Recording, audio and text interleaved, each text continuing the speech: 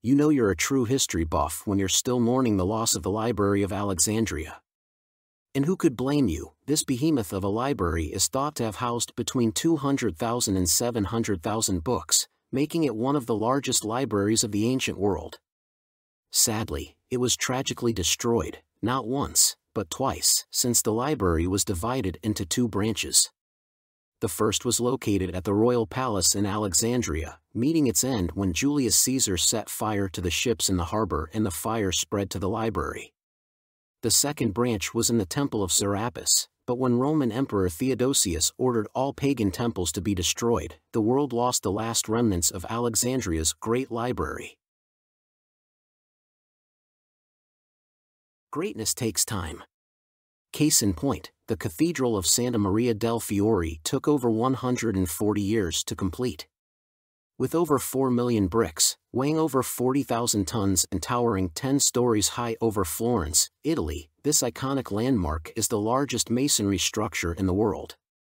If that's impressive today, imagine the reaction in 1493 when construction was finally finished. Strangely, the man who designed and built the domed roof of the Florence Cathedral had no previous architectural experience. The man in question was a goldsmith by the name of Filippo Brunelleschi. By the time he was born, the cathedral had been under construction for 80 years, because the original design incorporated a dome, but no one knew how to make one. It's almost 1,000 years since the Modhera Sun Temple in Gujarat, India, was built, but people still flock by the thousands to marvel upon its intricate design. This temple wasn't just thrown together randomly, it was carefully executed to make sure that the first sun rays placed a diamond on the sun god's head at every equinox. The 24 pillars in the temple represent the 24 hours of the day, while the 12 statues within the sanctum depict the 12 different facets of the Hindu sun god Surya, one for each month of the year.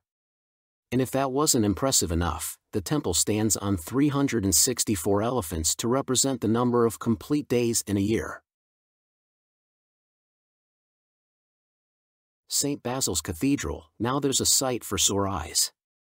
Have you ever created something so majestic that you were deliberately blinded afterwards to prevent you from recreating it anywhere else? No, us neither. But legend has it that after St. Basil's Cathedral was built in 1561, the person who designed and built it was blinded so that a structure of its beauty could never be built again. Considering the construction was ordered by the first Tsar of Russia, Ivan Vasilievich, also known as Ivan the Terrible, this isn't all too surprising. Today, the colorful cathedral is one of the most popular cultural symbols of Russia, but those brilliant colors weren't added for 200 years after it was built. In the 17th century, the domes were painted to resemble the biblical description of the Kingdom of Heaven. Built inside the Palais de la Cite, where the French kings lived until the 14th century, it was commissioned by King Louis IX so he would have somewhere to house all of his religious relics. After seeing the building, you'd be excused for thinking it's a bit extra for what was ultimately intended as a trinket box. It's now a museum and makes for a beautiful day trip, with its 1113 stained glass windows, depicting the history of the world up until the building's completion. The holy relics housed in the Sainte-Chapelle actually cost more than the construction of the building itself. These include the Holy Crown, the crown of thorns thought to be worn by Jesus, and a piece of the true cross, thought to be wood from the cross from Jesus' crucifixion. The Holy Crown has since been moved a couple of times, including after the Notre Dame fire in 2019, and is now housed in the Louvre Museum. Standing at around 35 feet tall, the Apennine Colossus is perhaps the most breathtaking feature of the gardens of Villa Medici at Pratolino, near Florence. Built over 400 years ago by Italian sculptor Giambologna, this impressive sculpture was designed as the personification of Italy's rugged Apennine Mountains. If video games have taught us anything, it's that this mountain of a man is guarding something, and a peek inside only confirms this suspicion. That's right, the Apennine Colossus isn't just a sculpture, he's also a building.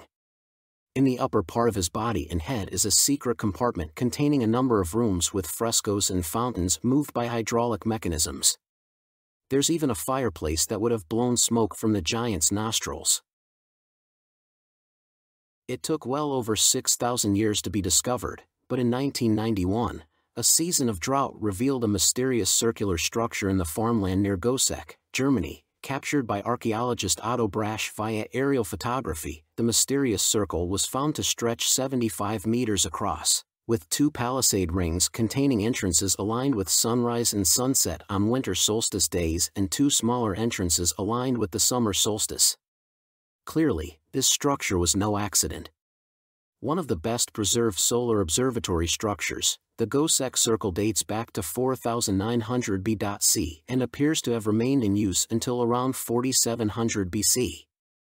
On closer inspection, excavators also found evidence of ancient animal and human bones, indicating burial rituals took place on the site. If you thought DIY was time-consuming, try building a royal palace. Judging by the Alcázar of Seville, you'll need at least 500 years. Featuring in Game of Thrones and Lawrence of Arabia, the Alcázar of Seville is Europe's oldest royal palace still in use. And that's a relief, given how long it takes to construct. Also known as the Royal Alcázar, this feat of construction was once the site of a Roman settlement. Later, it became a fortress for Muslim authorities. But with the start of the Christian era in Seville, the Alcázar was converted into the residence of the Christian monarchs. Naturally, a lot changed in the 500 years that followed. That's why the Alcázar of Seville combines elements of Muslim, Gothic, Renaissance, Baroque and Romantic art.